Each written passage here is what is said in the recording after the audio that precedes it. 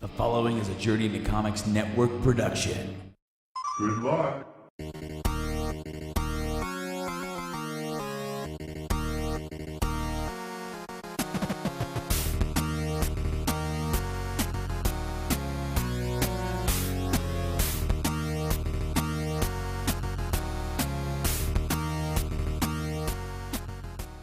What's up, everybody? Welcome back to the Game Addicts podcast, the show where we talk about the modern and retro video games that we play and collect. I'm your host, Brando. Joining me here today, as always, is this podcast player to Mike. Oh, hello. How is it going? It's going. It feels like forever since the last time we sat down to do a podcast together in the same room. Of course, the last week, man. I do apologize for the lack of video if that's how you watch us, but yeah, I don't know. I don't understand how I've been able to, simultaneously improve my pain while also making it worse, because that's kind of how it feels. I'm doing better to the point where I can sit here, dude. That last episode, when I got off of that show, I was like in so much pain. Yeah, it was terrible, because then me transitioning to standing up after having sat in my computer chair, which is a little bit more forgiving than these. Yeah, it is, but not much. Yeah, so we got a TENS unit, this little thing that sends electroshocks into my muscles. Yeah, and that has helped out when I'm resting, when I'm sitting down, because it's not hurting as bad, and then my transition to standing isn't as bad. But do you wear it all the time? No, I'm not wearing it now. I haven't worn it for the last few days. I wore it actually in a different spot Wednesday. I was having a weird twinge of pain right in the middle part of my back. And it's like, it's different because aches and pains, I've dealt with that for years. That's fine. Right. I don't even think about that. It's the sharp nerve pain right. That stuff. I'm driving in the car, bebopping along, listen to my music, and next thing you know, it's like, yeah.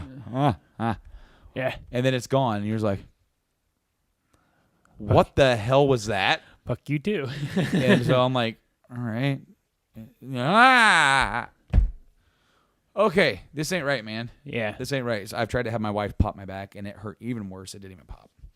So I put the TENS unit on, and she went out to do to record her show, and I sat there going as my back was. What I will say is that TENS unit, it's weird because there's a setting on there that actively hurts.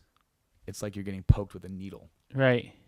And when I was doing the podcast, I did a podcast with Nate wearing it, and it was going so hard that and where it was like making my entire leg jiggle.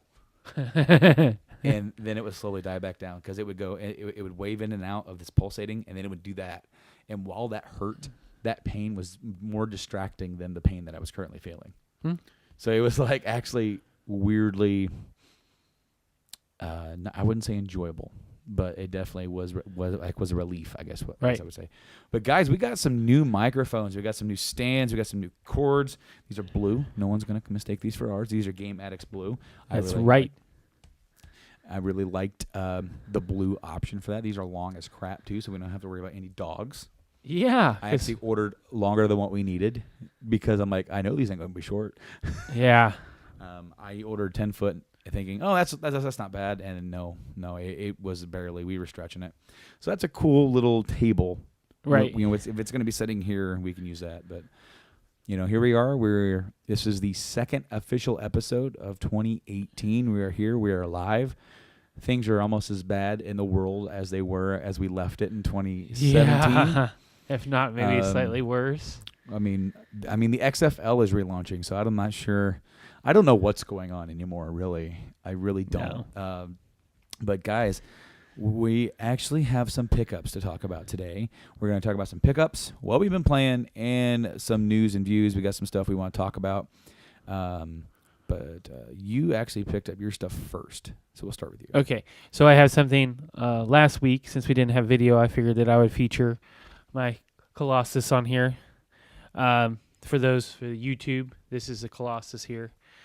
We spoke about it, like I said, we spoke about it last. That is from the collector's edition of the Elder Scrolls Online Morrowind expansion. Yes. Which I bought just for the statue. It didn't even have the game. I just wanted the statue. Because we already have the game. So you're going to go over here because you take up a lot of space. Don't fall down. Okay, so the next one is something I've been looking for. I didn't pick it up when it first came out, but luckily, I'm pissed, but I'm not pissed. I'm happy that I found it, but I'm pissed that it never came up that there was one in town every time I looked. So, Devil's Playground, GameStop, we have 3 in town. Yes. And the 2 that is closest to me is the ones, obviously, that I go to the most. The west side is a little bit of a drive, and there's a lot of people, and finding a parking spot is very annoying. It's like in a little pavilion area Yes. that has one entrance and One exit. limited parking. And they took away half the parking. Yes, they did. So yeah, it's a little bit of basically that one is out of the way. Yes. Don't go to I think I've been in there once. I don't ever even think about going into that one because it's like, why would I even go in there? Right. But they also have, so another thing that I vented to you about, but I'm going to vent on here, is that what's up with the sales? So I was going to buy Gran Turismo Sport because it was $30 there. I hadn't seen it for that price, brand new. They had a lot of copies. So after I found this, which I beelined across the store to grab, they had 2. And of course, I'm very picky. I inspected both of them and got the best looking one. Which is, by the way, the Metroid and Samus Aran double pack of amiibos. I've been looking for this for a while, but to go back where I was leading this, it said that the closest one was in Crawfordsville. So it's like on the app, that store doesn't even show up at all, like what their inventory is. So the guy said that this has actually been there for a couple of months because it was very dusty, very dirty. I'm a little upset, but now I know. So my complaint is I went the next day to my closest GameStop thinking, well, GameStop sales are GameStop sales. No, they didn't have a Gran Turismo Sport in the store. They had one, $60. And I was like, no, the game is not worth $60. No. It's barely worth $30. I want to play it because I'm a big Gran Turismo fan. Also, as my next pickup, Bravely Second in Lair. I really enjoyed the first one. At the other store, $35.99. At this store, $27.99, $22.39 for Elite Pro members. I'm an Elite Pro member. I don't understand it. I don't know, maybe because they don't sell a whole lot down on that one, that they have more sales. But every time I go in there, they have collector's editions for on sale that never have collector's editions, the closest one to store, on sale. That's where we got our the Imperial for Elder Scrolls Online, the Imperial collector's edition for $50, and it was $150 at the other store. Are you guys just is each store individual? They do their own sales? I thought it was pretty much across the board. But anyways, That's a good question. Bravely Second. If you've played the first one, you will love the second one. It is more of the same, but different. It is, I've got about 8 hours in it. 4 of those hours are grinding. Yeah. So I'm like double the level I'm supposed to be in the areas that I am at. And some of it's kind of difficult, but I love this game. This game takes the same and expands on it. So now you have like a moon base that you can upgrade, and then you can create your own special moves, which is cool. So they added a special move. They added a Bravely Second, quote unquote. So in the game, you default. The original game is Bravely Default. You default, it gives you a BP, a battle point, which you can spend all those at once to do 4 attacks in succession, 2 attacks, blah, blah, blah. This one allows you to stop time. So you still have the regular Bravely Default style, but then like, oh fuck, we're gonna die. Like we're gonna die right now. You can freeze the game. Your main character is the only one that's active. So far, at least. And I can cast spells or do stuff before any other turn is taken. So I use that. It'll take that additional turn or those additional 4 turns, whatever I decide to do, and then it will let me continue my turn. So it'll be my turn. Be like, oh crap, hit the button. Heal. Everybody gets healed. So it's a good oh crap button. I don't really use it because it takes 8 hours to get 1 point. Oh. And that's if you leave your game on.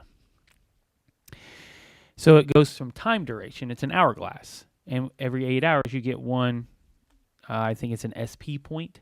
I'm not sure on that. You can have up to 3.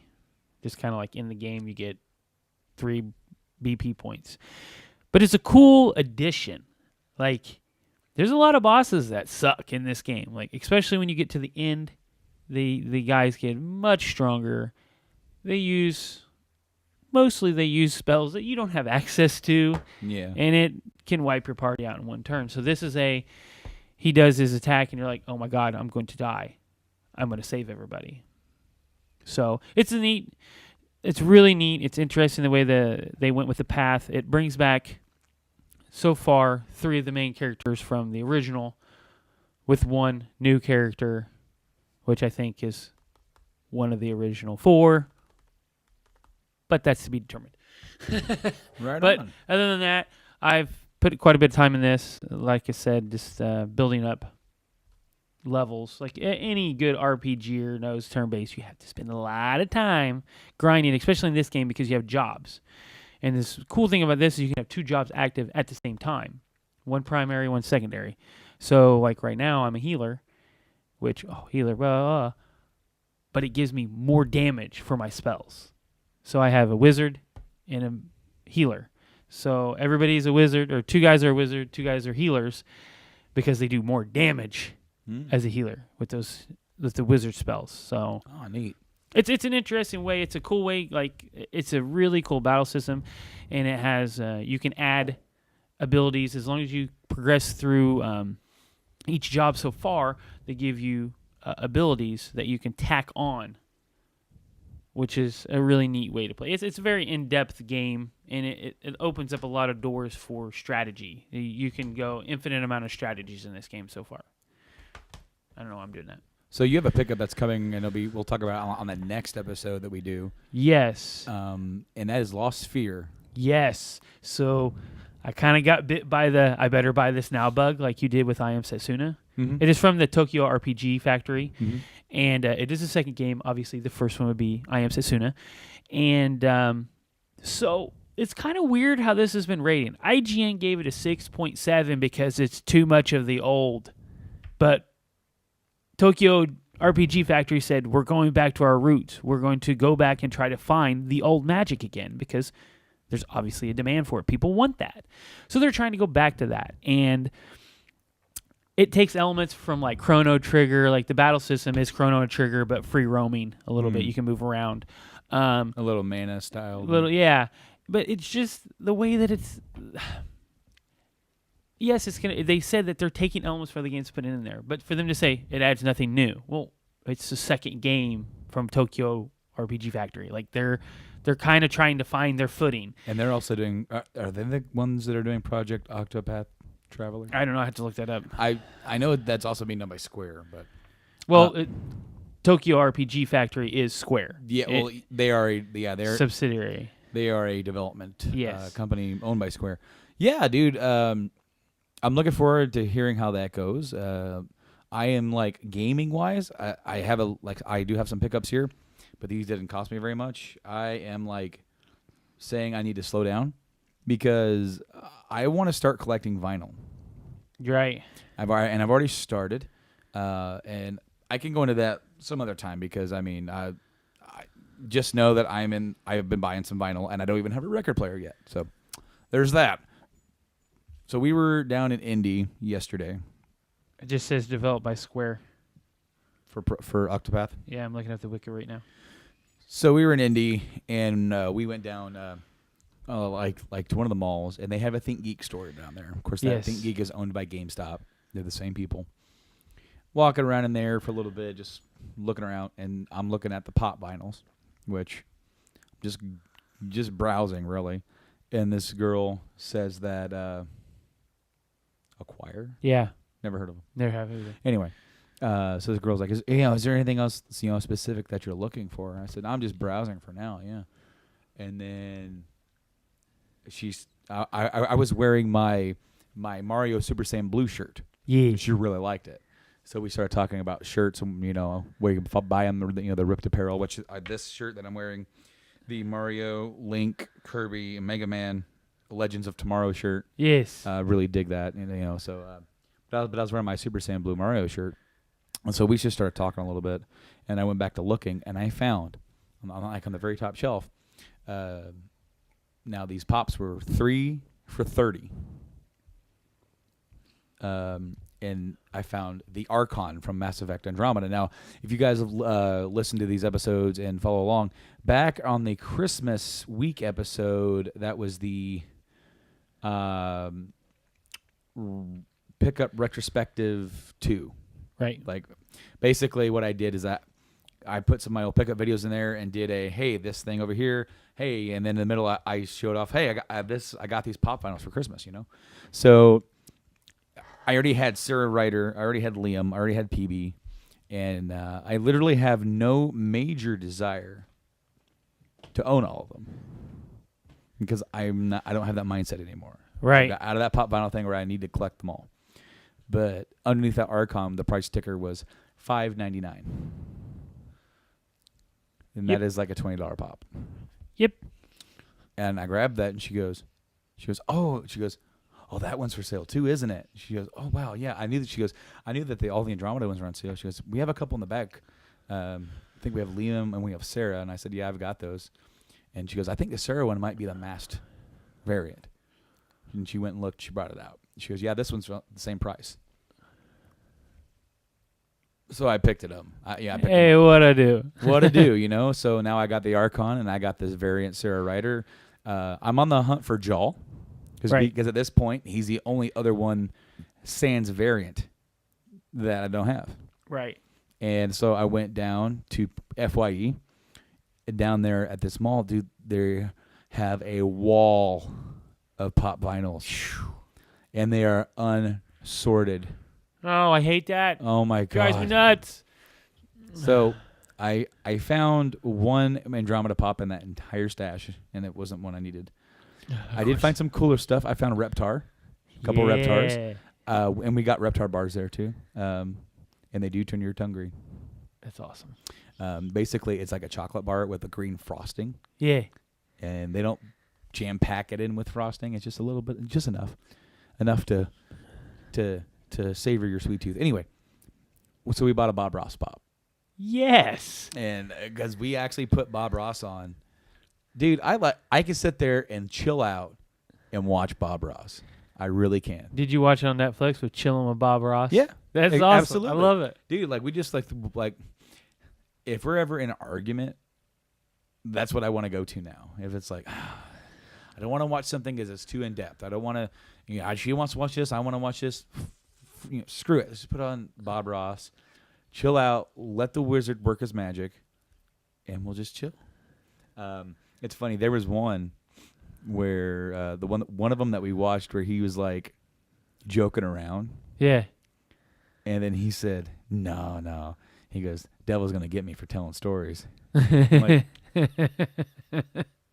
then he giggled and he carried on. Anyway, so I went over to GameStop, and the dude, at this point, the wife doesn't want to. She's sick and tired of walking around. And he's like, anything else? Like anything that I can help you find? And she goes, he's looking for a pop vinyl. I'm like, Jaw, you guys got Jaw? He goes, no. He goes, but I think I saw him in Hot Topic, or maybe Think Geek didn't have it. And I said, no. He goes, I saw it somewhere. He goes, let me look. And he went and looked it up. And it was some other town where a GameStop actually had it. And I'm like, I'm not worried about it. Yeah. Because Amazon has them right now for the same price. Right. I can just order it when I order my record player and like when I get my taxes. Right. So no biggie. So we leave, and then I go downtown. We go a little ways, and I go to this little record store called Indie CD and Vinyl. Yeah. Walk around in there, look for stuff, and I pick up some vinyl. I picked up the newest Metallica record, Hardwired to Self-Destruct, great record. And I picked up the 84 second pressing of the Creeping Death vinyl single. It's it's the picture disc. Side 1 is Creeping Death.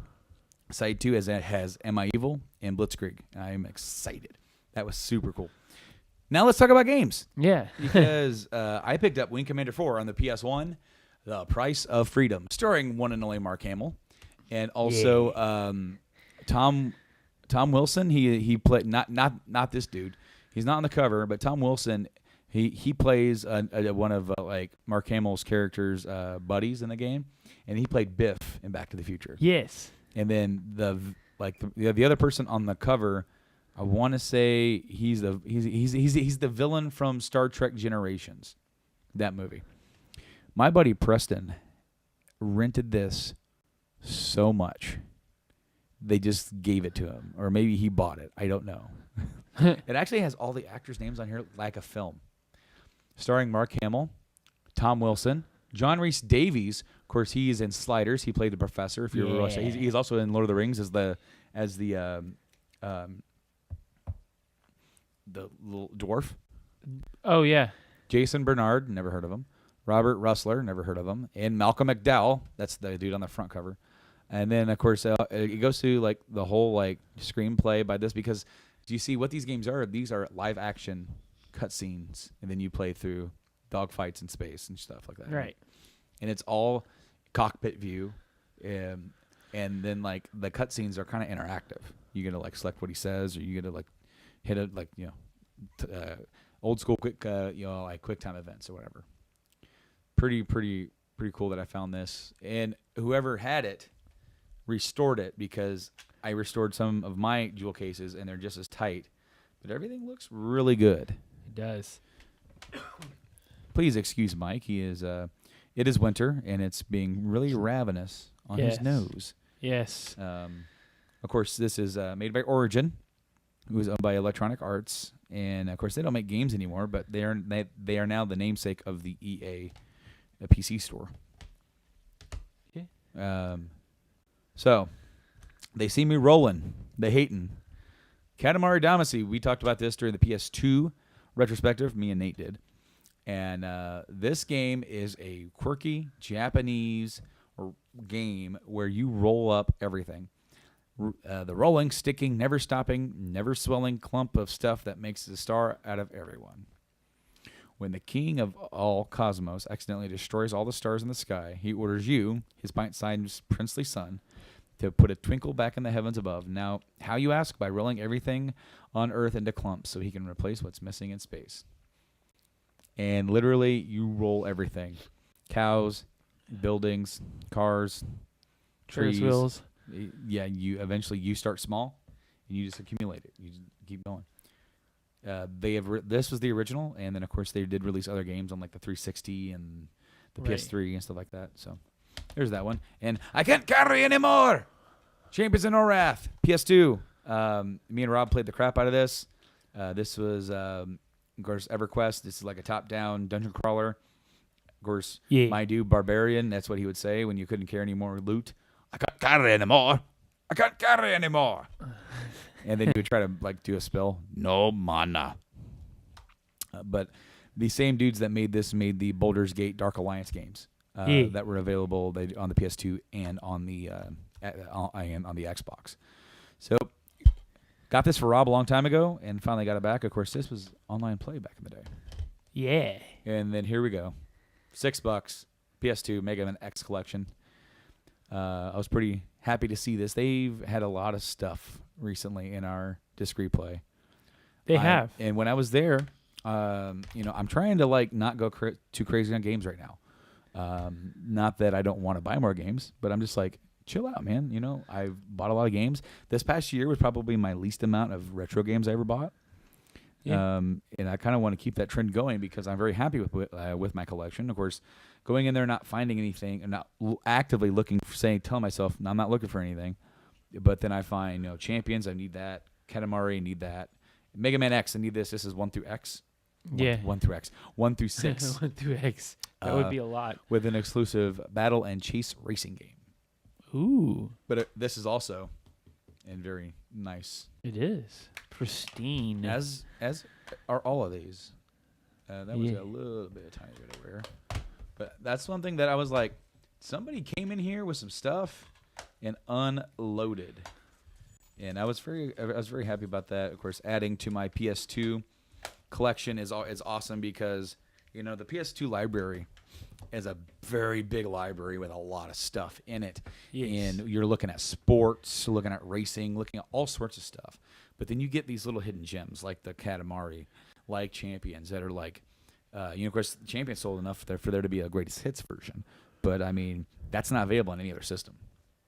That's a PS2 exclusive. So very happy about those pickups. And of course, just today I picked up a new vinyl on the way here. It's one I already owned, but it was a limited edition one. And so, I am. I'm looking to get like a crate. I want to get like a little. I'm eyeing this 6-in-1 vinyl player. Yeah. And it plays vinyl. It plays like 33 1/3, 45 and 78. It plays CDs. It plays auxiliary. It plays Bluetooth, and it plays tape deck. Not bad. And of course, I'm hearing mixed reviews on it, basically due to the fact that the speakers aren't the greatest. But I'm also like, my game room is so small.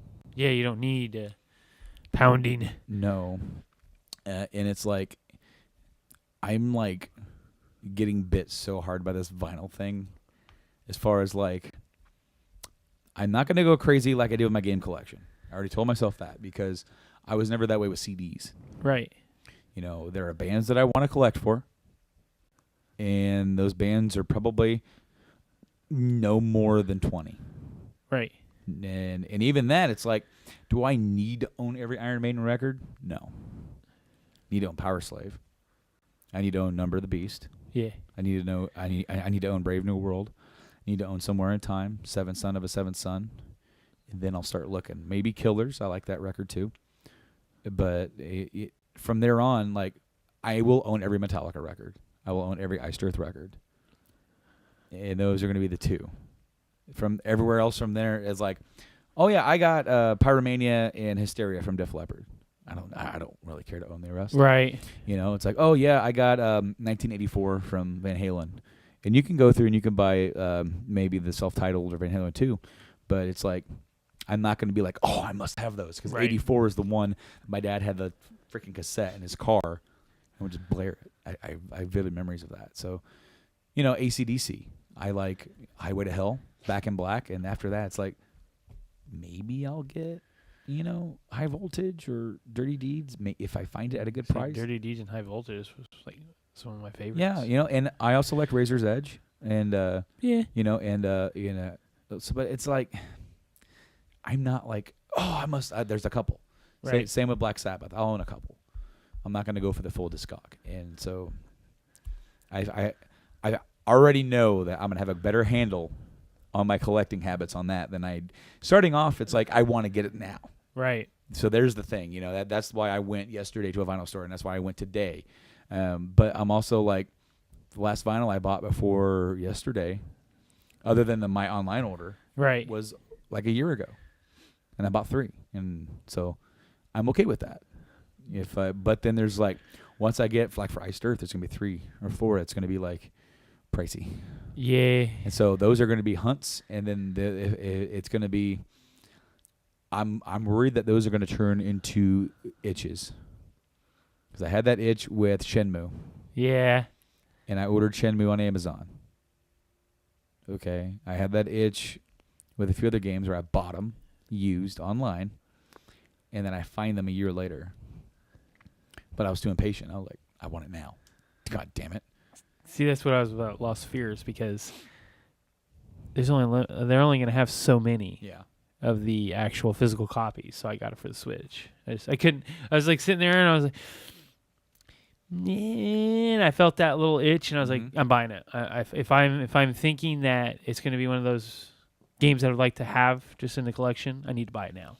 Speaking of Switch, I don't have a news article for this, but I did read that they were reporting the games are selling about average, or if not slightly above, than other systems. Like for people who have put their games over there. Yes. So that is very good news.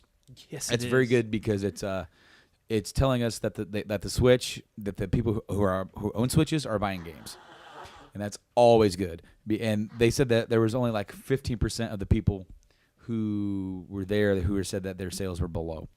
Now this could be indie people, this could be bigger people, but by that token, it's like that the system is moving, and that if people in the industry are saying our games are selling just as good here as on other platforms, people who are not yet putting their games over there might be more inclined to do so, because that means it'll be an active place for them to be able to make a little bit of money. Once they make the larger chip.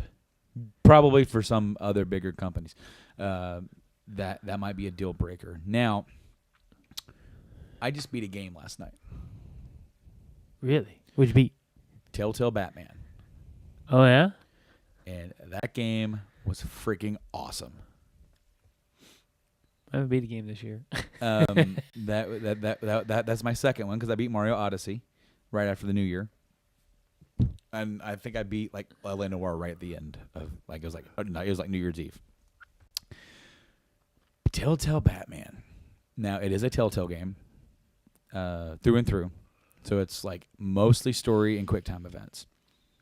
But damn, that story is good. They wrote a damn good Batman story. But not only is it a damn good Batman story, it's a damn good Bruce Wayne story. This focuses when he's like 29, so he's still early on Batman. Right. He has Alfred and Lucius. So they both know his secret. And the first villain you meet is Catwoman. Huh. And it's like she's stealing something, and you have a little fight with her, and she claws your face, right, to get away. Well, Batman punched her in the face like before that, and like broke out one of her little goggles. Right. And Harvey Dent's running for mayor. Huh. He's the DA, and Bruce Wayne is funding his campaign. And there's this whole story about how the Waynes got their money through dirty ways, through the mob. And, of course, Bruce is like, that's not true. Right. And then they reveal that it is. Ooh. Thomas Wayne was in cahoots with Carmine Falcone and Mayor Hill, and they ran the entire city. Wow. And he actually put people in Arkham who weren't supposed to be there. Wow. It paints Tom Wayne as a villain, as a scum, and also it redoes the mugging.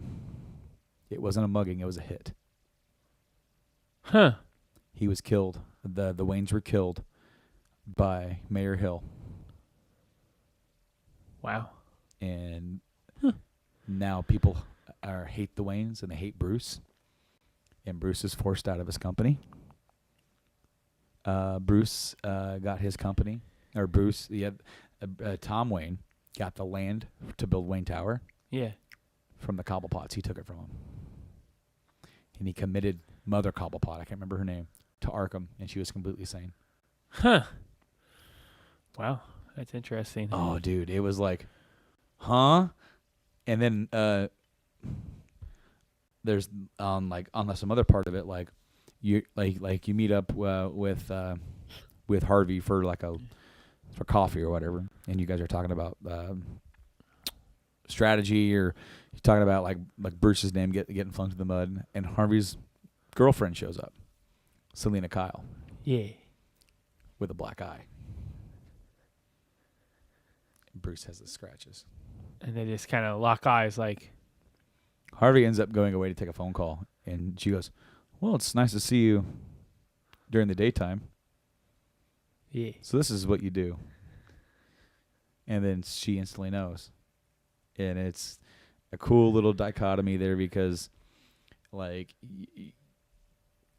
playing this game, you spend as much time, if not even more time, as Bruce Wayne as you do Batman. Huh. And I like that a lot. Yeah. It really helps. Like this, when you're playing a Batman game, the whole idea, like for the Arkham game, being Batman. Right. You are Batman. You get to play as Bruce, like in Arkham City, for the first 5 minutes, but it's still the same kind of gameplay. You're fighting. And then you get the bat suit, and then you get all this stuff. In this game, it's more akin to a comic book story because you get the freedom to actively engage and play as Bruce. And there's somebody in Arkham who they take out Carmine Falcone, they take out Mayor Hill, and they're trying to take out Bruce. And this person ends up being Lady Arkham. And she has her own gang called the Children of Arkham. And she's revealed to be Vicky Vale. Vicky Vale. The reporter. Yeah. Was originally Victoria Arkham, and she was put up for adoption. Huh. And her foster parents kept her in a basement, tortured her. And yeah, dude, it was like beyond it. Oh, and also Harvey. Well, Harvey has his own problems because he gets elected mayor when Mayor Hill gets murdered on live television. And there's this whole, like, the first scene that you get to see him as mayor. He's in the office, and he's dealing with the Children of Arkham, these terrorists. He's dealing with all this stress, and he slams his hand on the table. He's like, we should just wipe the map with him. That's what we should do. That's what's good for us. And Bruce is like, you need to call up that therapist, Harvey. Oh, I'm sorry, Bruce. Like, just kind of got away from me there for a minute. It was like, yes, the slow implementation of his dual personality. And then by the end of the entire story, that dude's almost taken over. But he doesn't have the, like, depending on what you do in the game, he can actually have a big lighting rig fall on his face. But I didn't. I saved him. Right. So he doesn't have any scarring. He doesn't have Two-Face, but he is Two-Face. Huh. And what really sends him over the edge is he might have showed up the morning after Bruce spent the night at Selena's. Yeah. And something may or may not have happened on my playthrough of that. Huh. Yeah. Really. Dude's all texting while we're trying to do a show, man. It's lighting up the group chat. Oh, yeah. Good old group chat. Anyway, that game was freaking phenomenal. It was awesome. It is probably, if not my favorite, my second favorite Telltale game that I played. The very first Walking Dead Season 1. Right. I did not, that was the first one that they did that made me go, these guys are good storytellers. Maybe, sure, these are not like the games that are going to be like win tens as far as like gameplay. But holy crap, they're doing something right over there at that studio with their storytelling. And they sit back and they go, how can we tell a good Batman story? Well, any good Batman story also needs to be a good Bruce Wayne story. Right. And it actually lets you choose how to approach some things. Do you go like, okay, Bruce is like, I need to go talk to Mayor Hill. And then he's like, well, you could go talk to him as Bruce, but maybe this is a time for Batman to have a chat with him. And you choose how you want to go about it. Do you go talk to him as Bruce? Talk to him as Batman. Huh. And I really, really dug it. Season 2 is out. It's not done. But they're in the middle of Season 2. And Season 1, I'll be buying the game. I got it for free on PS Plus. And it's out for the Switch. So I'm probably going to get it for the Switch. The issue that I have with these releases, I don't know about the Switch, but for the PS4 and Xbox One versions, when you buy the disc, you only get episode 1. You have to download the rest. And you have to download the rest. Now, when they released the games before, like The Walking Dead and Wolf Among Us and those games, they waited until the end of the season, and then they put a disc out. Right. with all of them. And then now they're like, screw it, we'll just download them. And as a collector, I hate that. Right. But really, see, now the problem is, I was playing Zelda until I played this because I was on the PlayStation. I'm like, let me try this out and see what I like, see if I like it. And I fell in love with it to the point where I'm like, I got to finish this before I go back. Now I want to play like Arkham Origins. I want that.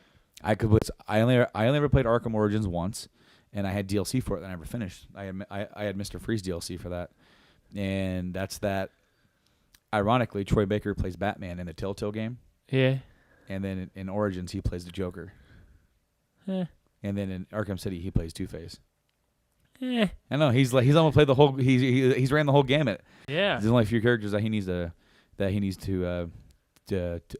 play in the DC universe. However, guys, if you get a chance, that game is free on PlayStation. If you're a Plus member, yes, go check it out. Download that game. If you're into Batman stories, this dude, they of course I spoiled the whole game for you at this point almost, but like it turns everything upside down. Like I was like, Tom Wayne was a freaking gangster, and I'm like starting to think, and I'm like, what's our perception of Tom Wayne?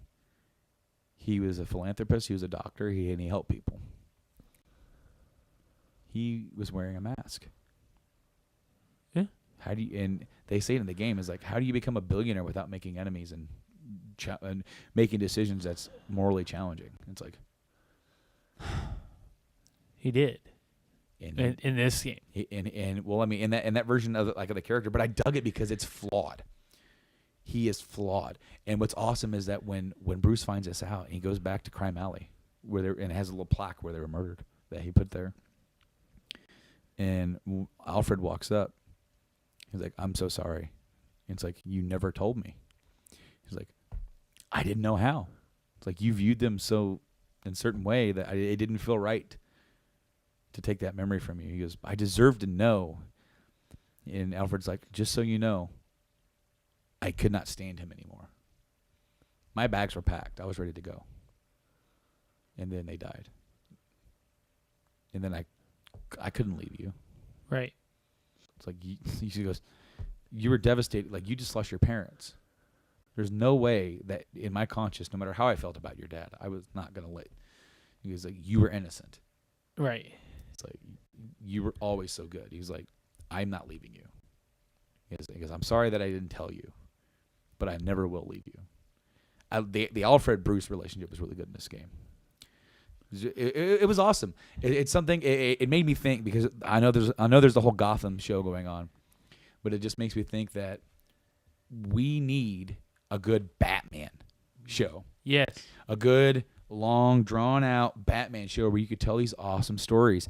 And Gotham is its own different thing. It's completely. It's something else.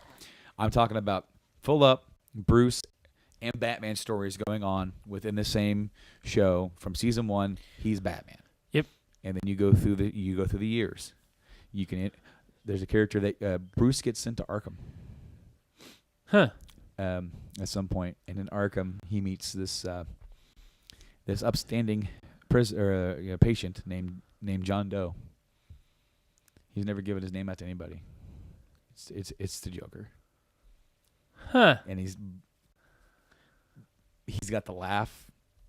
He's got kind of the mannerisms, and it's not Hamill. It's not anybody who I think has ever done Joker before.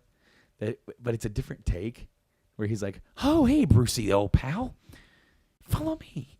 He goes, "I'll make sure that you're well taken care of." Yeah.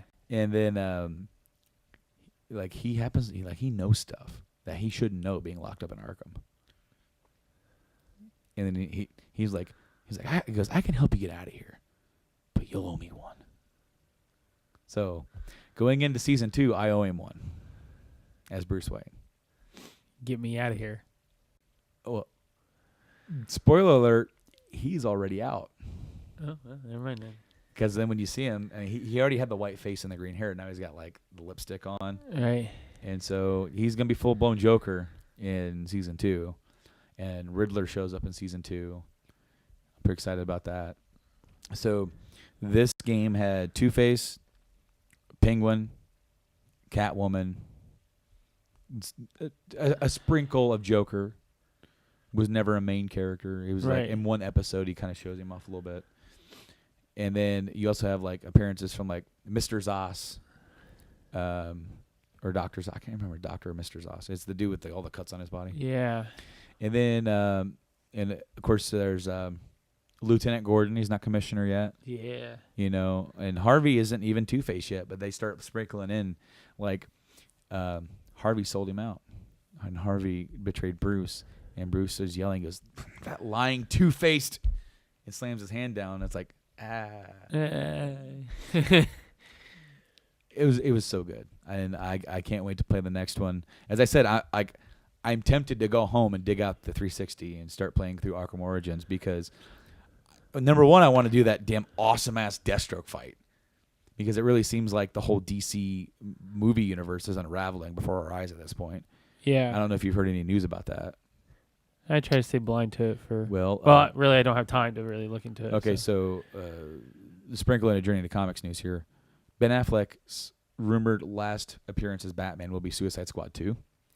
And right now, they don't even know if Flashpoint is happening. They don't know if the Flash movie is happening. And the Matt Reeves Batman trilogy that was supposed to be Affleck's may not even be Affleck, and it may not even be canon with what's going on. Jesus Christ. I know, man. It's all over the place. We do know that Aquaman's coming out. We know that, and we know that Wonder Woman 2 is happening. So those movies are going to be in canon with what's going on with Justice League. Right. And then so will Suicide Squad 2. But from there, the rumor is Jake Gyllenhaal is who Matt Reeves wants as Bruce Wayne Batman. A lot of people are like, why? And I'm just like indifferent. With Ben Affleck, I was very optimistic. I was like, a lot of people were upset, and like Daredevil was terrible. I'm like, that's not Daredevil. It's Batman. It's completely different. Yeah, like this is a character that he is going to go into this saying, this is going to be different. You know, that's what he's wanted to do. Exactly. He's wanted to be Batman forever. So Gyllenhaal, I've seen him in things that he's terrible in, and I've seen him in things where he's not too bad. The one that comes to mind where he's not too bad is the Zodiac Killer movie. Right. He's not too bad in that movie. So I'm like, you have to look at, okay, so Matt Reeves, he's the guy who directed the more recent Apes movies. Right. And now he's going into Batman. He wants, if the rumors are, and he wants Gyllenhaal, he must want him for a reason. He must think that he can pull off what he wants out of Bruce Wayne Batman. Right. So let's just wait. Let's not throw our arms up in the air and go, this actor's terrible. Let's wait. Just recently, I watched a documentary on the Phantom Menace. Okay, and everyone says that the kid that played Anakin blows ass. He sucks. He's a bad actor. They had they showed the screen test for the last 3 possible actors that were there. They're like, these are the best 3 kids that we found. Right. And he blew those other 2 kids out of the water. Huh. So like when we see him on the film and on the big screen and say that he sucks, it could be so much worse. Right. It's all perspective. I mean, and that whole documentary made me think about that movie a little bit differently. And even George Lucas and him saying that, like, I'm doing something that's been done before, and that's the challenging thing. Right. Star Wars has been done. So now it's like I'm telling the story, but now there's a preconceived notion of what Star Wars is and should be. So therefore, I feel very limited in what I can do as a creative director. It's like when I make a film, I try to do something new. I try to bring something that no one has seen before. Right. That's why I made Star Wars. Nobody's ever seen that before. Now, people are so diehard about it that if it isn't exactly what I think it's going to be, if it's not and I'm just like, wow, episode, God, and it's true with these. He was saying is like, I'm damned if I do and I'm damned if I don't. Yep. I mean, it looks at Empire Strikes Back. Like everybody compares everything to that, so it's like Star Wars fans are like, everything else sucks but this movie. But they'll still go see it. Right, they're still going to see it, and all they do is bitch and complain about it. It's good in its own way. It's never going to be the original. It's no, never going to be because Return that's of been the done. That has been done, and now he's like, I'm gonna tell this story, and it's gonna lead up to that. I just said Return of the Empire. The Empire Strikes Back. The return of the Wow. Return of the Empire. Yeah, can't tell that. The Jedi Strikes Back. The Jedi Strikes Back. Yeah, but see, and that's also could be comparable for the new movie as well. You know, you all right over there? Burning up? Yeah. But it's also comparable for the new movie because there were expectations for that movie and there were predictions for that movie, and the dude who directed that movie and goes, Yeah. He goes, we could do this, but I want to do something that is going to actually surprise you. So let's do this instead. And people are like, no, how could you? That's just kind of how I see it. I like the story. Oh, I loved it. I love the story of him losing his faith, essentially, since, it's a religion. Well, there's that, but he lost it purposely. He left it behind. Right. Because he failed. And Yoda failed. And what did he do? He didn't cut himself off from the Force. No. But he went into isolation. Yep. And Anakin was one of his greatest failures. And same with Obi-Wan. So I like how we got derailed into Star Wars. I'm just saying that happens a lot. Hey, that is okay. That is very much okay. So we got some news. Let's just kick it off with the whole BioWare thing because you didn't know about this. No. I brought this up to you, and Anthem got delayed from late 2018 into early 2019. Yes. So there's that. Now, there's a good thing with that with EA because that is still within their fiscal year.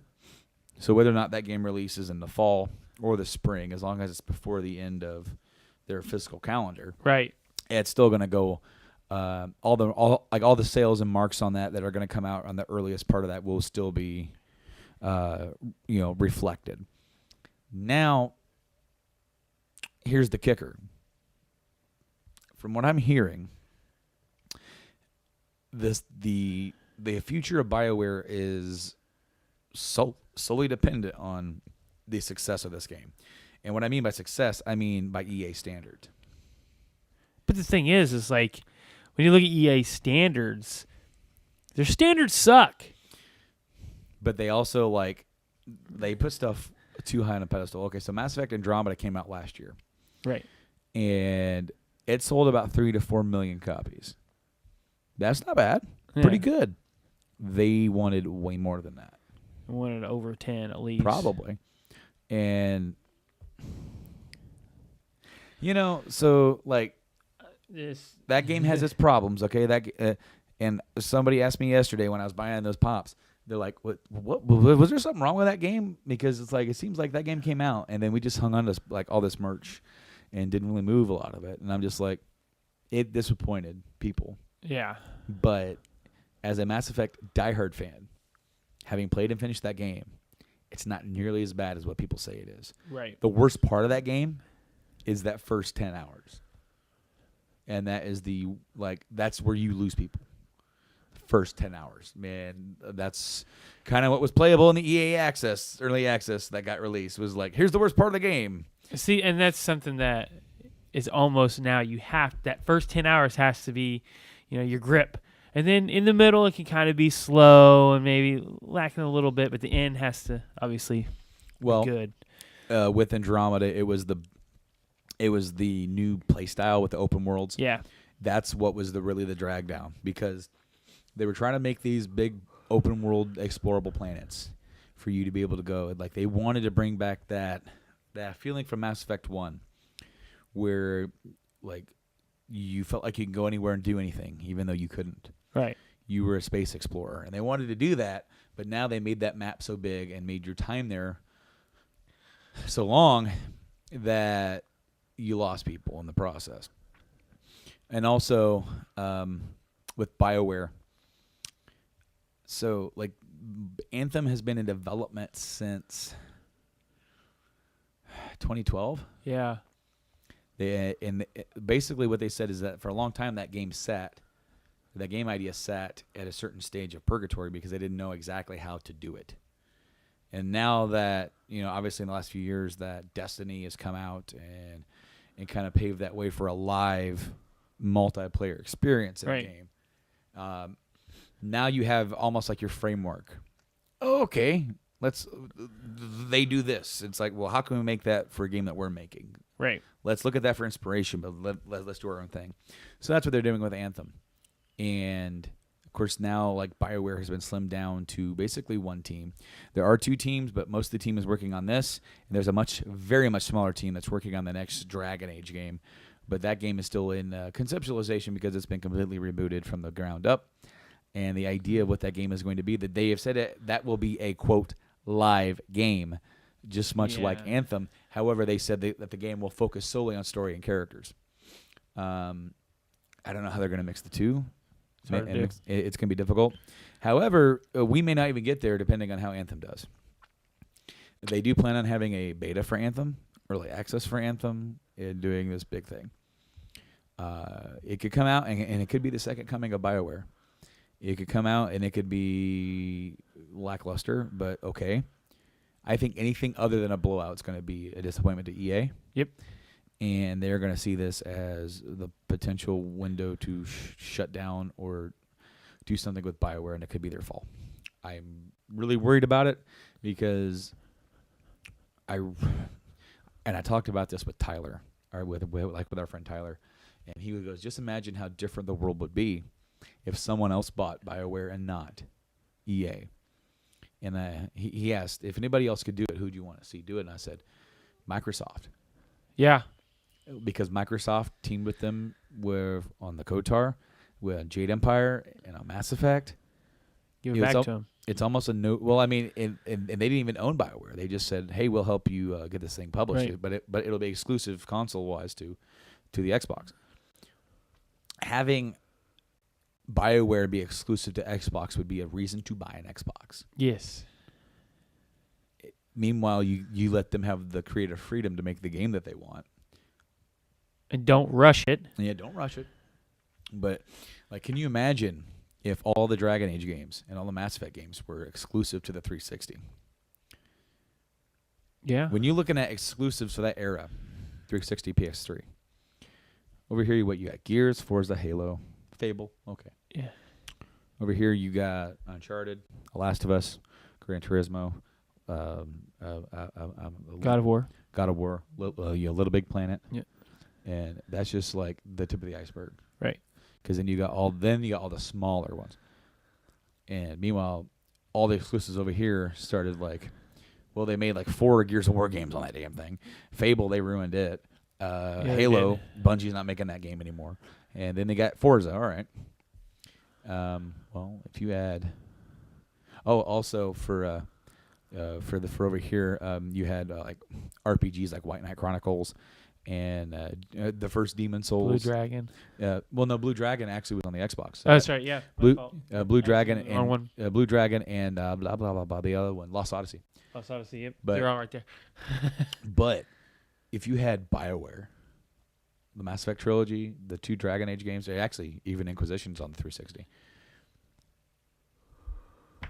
Yeah. And then you're going forward, and it's like you can only bind these games. These are exclusive to Microsoft. And now when you're looking at exclusives, like the PlayStation has so much more to offer than the Xbox. Yep.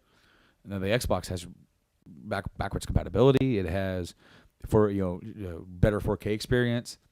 There are plus sides to getting an Xbox, but if you don't care about the 4K, and a lot of people don't right now, like some people are making that jump up, but not everybody is yet. Right. You can play all your awesome third-party games and the better first-party experience on the PlayStation. Yep.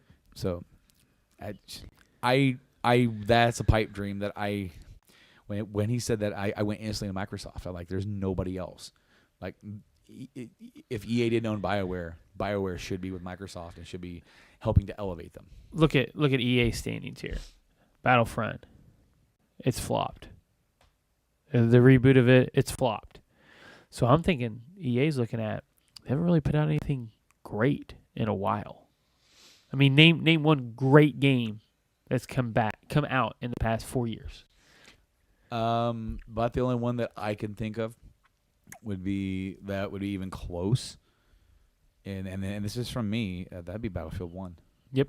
That's the only thing that I can think of that's came out that's been like, oh, this is awesome. A lot of people are like, Battlefront, we're super excited. Here's the beta. It sucks. Yeah.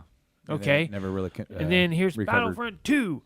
All right, we're super excited. Oh, you can't get a single character without buying them. So you have to invest like $500 or $600 to get what you want. F you. That's Right. what people are like. F you. I'm not spending. At the time when it came out, it was like 50 or 60 or something ridiculous, like 5 or 6 months to unlock everything of consistent gameplay. Yep. That's insane. I get EA's trying to get off that, hey, we can buy stuff. Here's the packs. I mean, Mass Effect kind of started that, and then Dragon Age incorporated that. But it was different because it was co-op play. you're right. It And, wasn't like, in main. And the game was balanced enough to where you could play on the hardest difficulty with the weakest stuff. Yep. And still do it if you were good enough. Right. Or like if me and you were playing together and you had better stuff than me, like you might get higher points than me and get some more kills, but it's not like I won't be accomplishing anything. Right. So and that's where when you have like when you incorporate that into PvP and you get somebody who has spent $500 gets way better stuff than you, and all of a Right. sudden they're just stomping the floor with you and it's competitive. Yep. That's where it's messed up. Yes, they really messed up on that department. But I mean, all I see now if I watch Hulu, that's it. That's all I see is commercials for Battlefront 2, Battlefront 2, Battlefront 2. It's like, I wonder if you can't get the sales that you want. All right, so Ubisoft is increasing the Rainbow Six price increase. Ubisoft is making significant changes the ways that players can purchase Rainbow Six Siege. The game came out December 1st, 2015, folks. Effective February 13th, 2018, Siege's $40 standard edition will be replaced by a $60 advanced edition. The advanced edition comes with everything included in the standard edition, but tacks on 600 Rainbow Six credits and 10 Outbreak collection packs, each which contain cosmetics from the upcoming Outbreak event. Outbreak packs can be purchased separately for 300 credits, around $5 a piece. And you can also earn 4 packs by logging in during the 4-week event. These packs guarantee unique items with no chance of duplicates.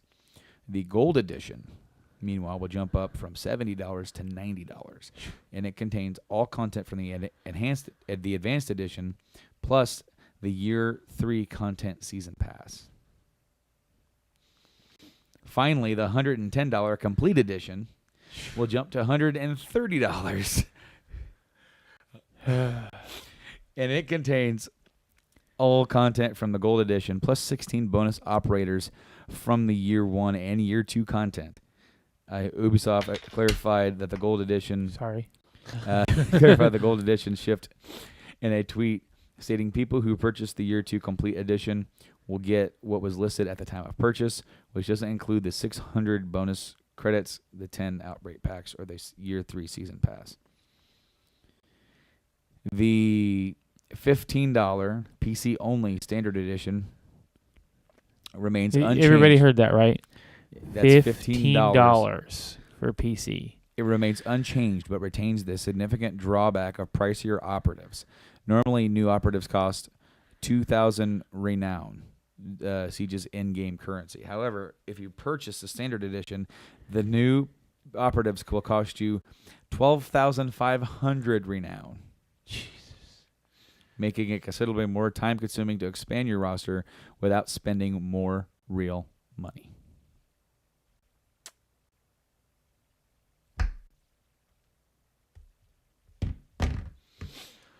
So the golden age is starting to.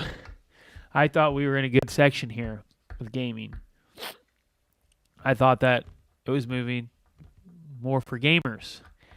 And now it seems people are taking advantage, certain companies taking advantage of the fact that their games are doing well, have been doing well for multiple years, and saying, let's just go ahead and Anybody that's buying it new now gets screwed over.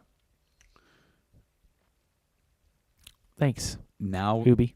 okay, so the problem now is that now we enter into an age where these guys are making X amount of money for their online stuff, whether it's cosmetic, weapons, whatever. They make so much money, and I mean, we're looking at some games bring in billions. Yeah. So they are not going to change their platform at this point. Companies that have not switched to this and are Mike. Yes. This Brandon. game right here, okay? This game is not online, I don't think. Nope, not online at all. All right. Okay. Okay, so this game right here, the cost of gaming development has gone up tremendously. Yes. Okay. And the price of the game has not gone up. So, this game comes out. This is a single player experience, no online, and it costs them so much money to make. The issue is that now, because even if this game sells 4 or 5 million copies, they're not recouping enough. So they need to start adding in DLC packs, this pack, this pack, this pack, this pack. And now this standard edition alone of this game is technically not the complete edition of the game. Right. You're getting extra stuff. Quote. Some games actually, you're not getting the full game. You're not getting the single player mode from Gran Turismo Sport. You're getting you are now. Now, but I haven't looked into that. I'm wondering if you can still upgrade the cards, because I know don't you know. couldn't. But like when you bought the game, you were not getting the full edition of the game. You were waiting for the update. If this game cost you $90, but they said this is the complete, full, final version of the game, no DLC, minimal updates, bugs and fixes, Right. sure, but we're not going to be throwing in a whole bunch of new stuff your way that you're not going to be able to get. When you buy this game on the shelf, this is your experience minus your upgrade, minus bug fixes. Right. Would you be okay with that? $90. It's $30 extra on top of $60, and that's a lot of money. It is. However, just so I don't have to plan on spending an extra $25 to $30 extra anyway. Yeah. To get stuff later. Okay, I'm not the kind of guy who's always playing the same game later. Yeah. I got Fallout 4. I've never played the DLC because I've never bought it. I haven't even started it yet. Again. Because I never bought the Game of the Year edition, which is only download codes anyway. I'm not going to get the season pass unless I get it on sale. That is my rule. It's $50 freaking dollars. I'm not going to do it. The only issue is, when am I going to play it? The last episode that we were together here on the show, I said I bought the Dragon Age DLC. Yeah. I started playing it and I haven't gone back to it. That's going to be my folly.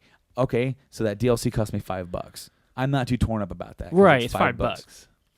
But at least now, if I ever want to replay that game and want to replay that series, I have the full game there.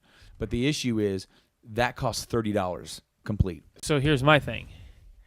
And since you just specifically stated that, no, I would not pay $90 for a complete edition of a game.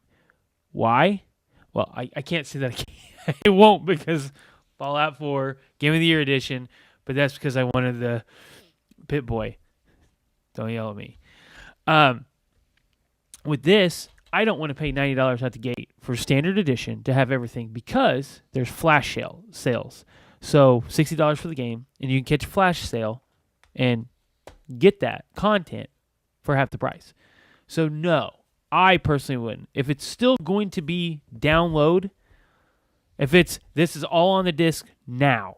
Okay, different. But that doesn't happen anymore. We're not in an age where, here, I've created this game. This is a complete edition of the game. You get everything. Nothing else will be put on it other than bug fixes. It's going to be DLC. You're going to get DLC. It's going to be, here's a $90 game. Here's the game, but you don't have to pay for any of the DLC. Well, as you said, you may not, maybe it'll be a year or two down the line where you get that final DLC. You're not going to keep playing the same game over and over and over and over again. The FF15, they just said they're going to release a second season pass for that freaking game. Again. I don't understand it. I don't understand multiple season passes. I don't get it. It's like, oh, well, you know what? We decided we're not done yet. It's like I understand supporting a game, but I don't understand like milking it this much. Telling you. Moving on. I'm done talking. Okay. About this. Yeah. It's just pissing me off. Because we can just keep going with that. Secret of Mana PS4 remake. The 8 big changes not found in the original. The game is coming out here soon on February 15th, 2018. So it's like about does it say that it has a physical copy coming, or is it just going to be downloadable? It doesn't say physical copy, but I assume it's going to. It's coming to the PC, PS4, and PS Vita. Because that's why I did Lost Sphere, because it was... I know. This year marks the 25th anniversary of Secret of Mana, the colorful and dynamic Super Nintendo RPG that remains near and dear to many of our hearts. The original title received an enhanced port for the iOS in 2010 and Android in 2014. The publisher has decided to basically remake the game with a proper remake for the PC, PS4, and PS Vita. What remains... one that remains faithful to its roots while adding in a few changes. Of course, the graphics. They've added voiceovers, a newly arranged score, hotkeys for some of your stuff, more AI options, autosaves, mini-maps, and DLC content. Everybody hear that? A remake of a game. It's getting DLC. If you pre-order the Secret of Mana remake on the PS4 and Vita, you'll get the special DLC costumes and PSN avatars. Pre-ordering on Steam will grant you special costumes and custom download wallpaper. So it's not like they're not going full-blown AAA. Here's a whole new section of the game. Yeah, I mean, no, you're just getting some extra costumes and stuff. But so that's okay. Yeah. Like, hey, you want to pay the extra, maybe you want to feel the Final Fantasy feel to have the white mage, right? And it was pre-order. It wasn't even like you pay extra for it. It was like incentivizing people to pre-order it. I did see something with the director. He might have been the original director of the original Mana game, but they asked him about a Switch version. And he said when they started developing this game, the Switch hadn't even been announced yet. And so they were looking at partnering with PlayStation, to make the game or to release the game. Right. And so they were making it for their consoles. And he goes now, there is demand for this on the Switch. He goes, and while there is interest within us to do it, nothing is set yet. And the good thing with that is it's a card. So there's not a whole lot that needs to change. Well, in theory. Well, it's also getting ported to the PC. Or, it's going to be a PC. Of course, the parity between these consoles is not what it used to be. This game is going on the Vita, which means, of course, they're going to run on the Switch. Yes. No issue. So, I'll be... And that's difficult because I want to get this game. But I want it on the Switch. And that's, what? That's where I'm leaning towards getting most of my RPGs again. I'm looking at, so where can I get them at? Oh, it's on the Switch. I'm buying it for the Switch because, as you said, portability. I like the portability, but I also like the Switch a lot. Mm-hmm. I think it hits everywhere it needs to. I don't like your controller, but I understand why it is that way. I love the Pro Controller. I do not have a Pro Controller. I have that one. I don't mind it. You got that awesome new money available to you now. That I'm just saying that if you put back 20 this week and then 20, that money is put back for something else right now. Well, okay, I'm just saying. I'm just saying it is expensive. Okay? It is. That Pro Controller is expensive, and it should not be really $70. But that is probably like my favorite controller in a long time. Like I love the PS4 controller; it's fine. It's like the greatest evolution, like where it's comfortable. It's like a PS3 controller that's comfortable in your hands. Right. And the Xbox One controller is okay. I like it. It's not bad. I like it more than what I did when I first tried it. But that Switch controller just. I'd really like to put the Elite controller in my hand. I want to play with the Elite controller because when I get the computer all set up, I want to use. I've never got to hold a Elite controller. I haven't either. So, guys, we normally we always do like the PS Plus versus Xbox Gold. You know what we haven't done in a while? Huh. Recommendations. We haven't, but we will. That's all right. We'll hit that at the end because, in fact, I already have mine. That's the Batman game. Okay, so mine's Batman Telltale, which is available on PC, the Switch, and PS4 and Xbox One, and yours is Bravely Second in layer on the 3DS. So there we go. Yes. There's our recommendations for you, folks. So I don't have the PS Plus. They haven't released it yet. They're probably gonna release it next week, for the February. Right. February. Yeah. But we do have the February Xbox with gold, and what we'll do is that we're just gonna name those now, and then when we get the Plus, we'll compare them. Right. So the lineup for Xbox games with gold, if you have live, are such: for the month of February on Xbox One, Shadow Warrior. Ooh. And then also, because they do one that's all like for the whole month, and then do one from like half the month, and then the other half of the month. Right. So Yeah. From February 1st to the 15th. Wait, hold on. From February 16th to March 15th, Assassin's Creed Chronicles India is coming your way. And then the 2 Xbox 360 backwards compatible games. For the first half of the month, February 1st to the 15th, is Split Second. And then for the second half of the month, the February 16th to the 28th, is Crazy Taxi. Crazy Taxi. Crazy Taxi. Gonna go out there and make some crazy money. The only thing that I wonder if it has the original Offspring songs on there. Oh yeah. When you have these games and they've been out for a while, you get subsequent releases. Sometimes they lose the rights to use those songs, so then they put sound alikes on there, and it's just not the same. Right? Playing that on Dreamcast with that Offspring soundtrack just takes you right back to the year 2000. Yeah. In like 1999, and you're just like time capsule. I get that way sometimes. I get like very like okay. So I was laying in bed this morning looking at like retro stuff or time hop stuff, and it said 20 years ago today, Getting Jiggy with It came out. Getting Jiggy with It. And I'm just like, I just felt my hair getting grayer. Yeah. And I got old, man. Yeah. And it's 20 freaking years ago.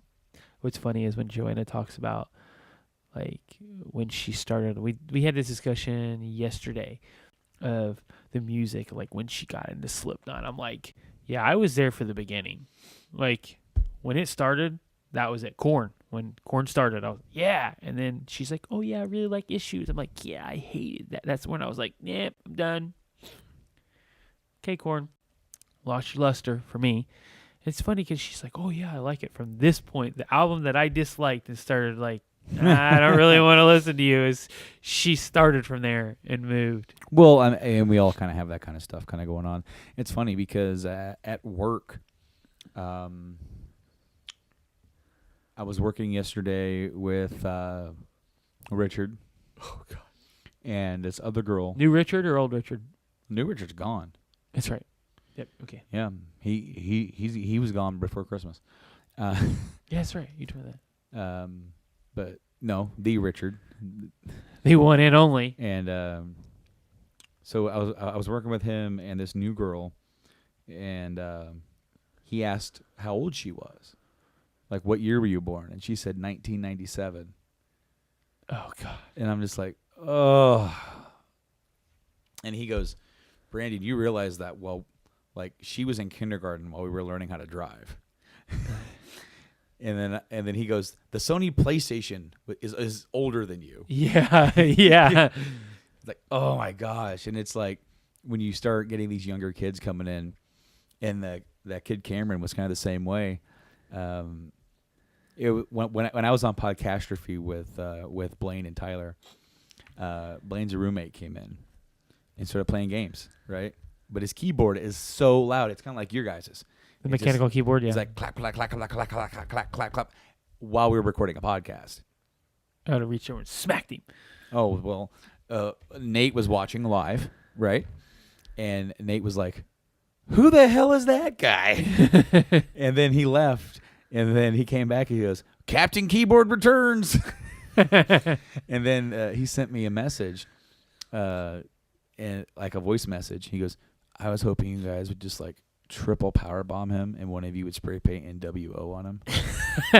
He goes, God, that guy.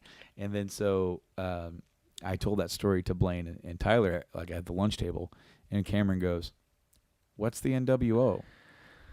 And I'm like, it's probably probably before your time. I'm like, what year were you born? 97. I'm like, They formed in 96. Yeah. Oh, my gosh. Yeah. Anyway, guys, I think that's going to do it for us this week here on the show. Thank you for joining us. We look forward to talking to you again next week. And don't really know what next week's episode is going to behold. I do plan on doing some more retrospectives. Of course, I don't think you're on days next week yet, are you? No. The 5th. The 5th. Of the February. And that's a Monday, I assume? Yes. All right. And my birthday is the 9th. Awesome. So I will have the 9th off. Hey, there you go. That's a nice little thing there. I actually have the 7th off for a doctor's appointment, and then I got the 22nd and the 23rd off. Ooh. Kicking it. So our normal record day for the week for that is going to be all out of whack because on the 22nd I'm going to a concert. Yes, you are. So I won't be able to record that day, but we'll probably try to find a time to record that Friday or something. Yeah, we'll figure something out. But I do want to do some more retrospectives. I definitely want to dig in and do some more systems or try and find a certain specific franchise or something. I thought maybe we could. I was thinking Resident Evil would be kind of cool to go down the memory lane with that. How it just sucked after 3. 4 was awesome, dude. 4 is awesome. 5 is not. 6 is not. And then it kind of got a little bit of Lester back with Revelations. Well, with Revelations and 7. 7 was pretty cool. 7 dared see, and that's what 4 and 7 dared to be different. The thing is that 4 went a little bit more actiony, but still was like creepy. Right. And 5 was not creepy at all. No. And 6 is god awful. Yep. And then 7 is creepy but different. Yes. It's not hordes of zombies. It's like if you wear that VR and see her crawling up those steps, you're probably gonna wet yourself. I know. I can't wait to get in and watch Joanna because it shows on the screen what they're seeing. Yeah, and you could just sit there and watch and just like Nate Vanderwall played that, and he was like, no, not for me. He goes, I about pulled that thing off he about pulled it out, dude. He's like her crawling up those steps. I was like, no way, bro. Well, on another note, CES. I don't know who. I think it's the View. The Vive. The Vive is talking about has a headset that's wireless. So we might be seeing a little bit of that possibly. There was a developers conference where the percentage of developers actively developing for VR is down 10%. I believe it. And actually, the developer that switch is because people they didn't say this, but they're they think that they're going back and they're looking at sales of those VR games are not matching up with the availability of affordable VR hardware, and so. That makes sense. And then you got to think that we are still in very much this is still an infancy of good quality VR. So right. It's only going to get better. But with that being said, I think we're going to see you next week, guys, here on the Game Addicts podcast. But thank you for joining us this week. Of course, you can find us all across the globe on the interwebs. We're on GameAddictsPodcast.com. You can go to the website and check out all the episodes there, and follow us on Podbean. And then the Podbean app is on your favorite. It's on your favorite smart device, on your phone, on your computer. You can go there and you can follow us, and that way you stay up to date with all our episodes. And you can go to some of your favorite podcasting services like iTunes, Stitcher Radio, Google Play Music. I submitted a application for Spotify to get us on Spotify as well. Oh, right. So hopefully that'll be coming down the line. And, of course, if you want to see us in glorious, almost HD, you can go to YouTube and click on the video and watch us just sit here at a table. We talk about our games. We actually have it right here, And Mike blowing his nose every other. Yeah, Mike, you can actually watch him blowing his nose. Hey, going to the bathroom. You didn't do today. I'm about ready to when they were done. I noticed your foot was shaking. Yeah. Yeah, but you can sit down and subscribe on YouTube if that's where you decide to digest us. Of course, you can follow us on Facebook, on Twitter. Facebook's Journey to Comics. Ooh. Game Addicts Podcast. The Game Addicts Play for both Twitter and Instagram. And coming soon this year to Twitch, it will happen. We are going to make this happen. It's going to happen this year. So, last year was kind of we could, and then some bad things happened. But this year, everything is going in the correct direction. Fingers crossed. So we might be looking at soon. Yep. We are first quarter soon. we are going to make that happen without a doubt. But thank you once again, guys, for joining us. If you want to help support the show, go to patreon.com/journey into comics. We're part of the network. You donating there helps us out and helps us support our fees here for keeping the show up and free. So with that being said, until next week, I'm Brando. And I am Mike. And we'll see you then, guys. Game on, and good luck.